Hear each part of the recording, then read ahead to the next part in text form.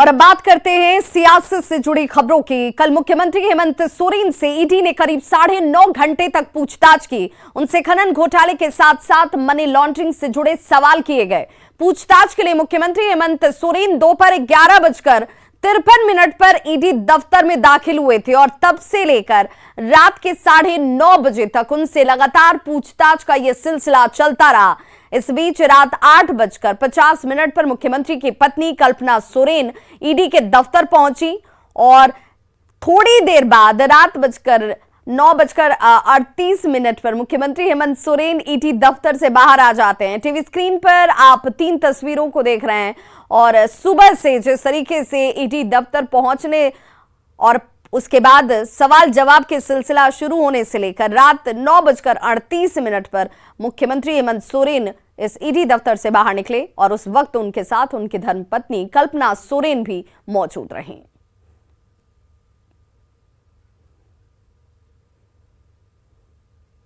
मुख्यमंत्री हेमंत सोरेन रात 9:38 पर ईडी दफ्तर से बाहर आए और वो दोपहर 11:53 पर पूछताछ के लिए ईडी दफ्तर में प्रवेश किए थे। इस दौरान उनसे करीब 9.5 घंटे तक पूछताछ हुई है।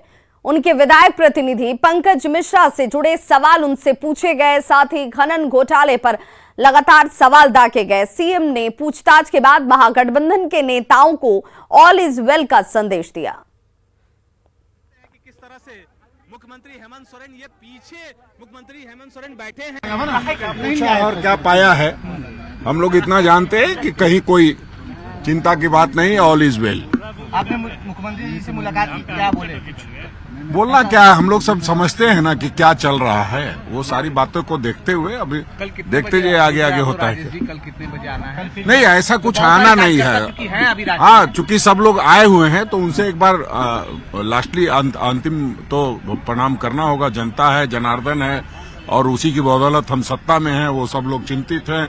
वह पूरे रांची में लाखों की संख्या में आज उपस्थित थे, तो उनको धन्यवाद करना होगा कि आप लोग महागठबंधन के सारे नेता धन्यवाद करेंगे। देखिए, ये सरकार संविधान सम्मत सरकार है, संवैधानिक मूल्यों का पालन करने वाली है और माननीय मुख्यमंत्री जी ने लोकतंत्र और संविधान का सम्मान किया है और जो भी उनसे पूछताछ होगी उसका वो सही और माकूल जवाब देंगे और संविधान का सम्मान करेंगे। जी, इतनी लंबी पूछताछ होगी ये हम लोगों को लग रहा था और सारे पूछताछ जो बहुत अच्छे माहौल में अभी बताए हमारे माननीय मुख्यमंत्री ने, पार्टी के कार्यकारी अध्यक्ष, और सभी प्रकार का इस पूरे जांच में जो भी ईडी के द्वारा पूछा जाएगा सब चीजों का जवाब होगा और ईडी को भी समग्रता से संपूर्ण जांच को निष्पक्षता के साथ करना है।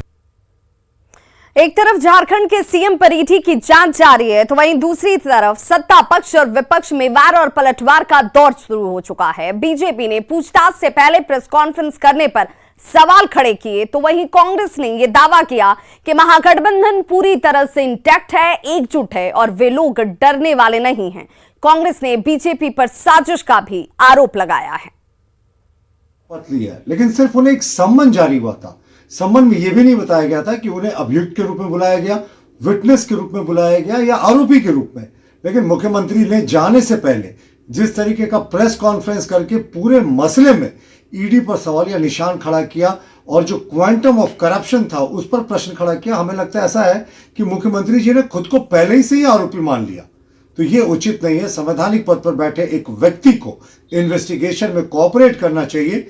जांच एजेंसीज पर ऐसे प्रेस कॉन्फ्रेंसेस के जरिए एविडेंसेस पर प्रश्न करके अनुचित दबाव नहीं बनाना चाहिए। और जिस तरीके से उनके कार्यकर्ताओं को आज रांची बुलाया गया था, मुझे लगता है ये सिंपल केस ऑफ करप्शन है।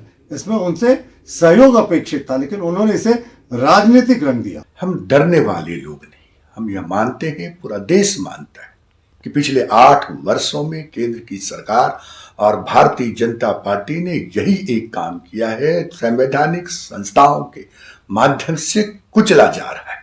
इसका मुकाबला होगा, इस चुनौती को हम स्वीकार करते हैं और किसी भी सूरत हाल में सरकार अपने बढ़ते हुए कदम से पीछे नहीं हटने वाली।